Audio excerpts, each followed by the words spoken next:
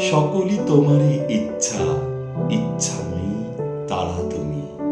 তোমার কর্ম তুমি করো মা, লোকে বলে করি আমি।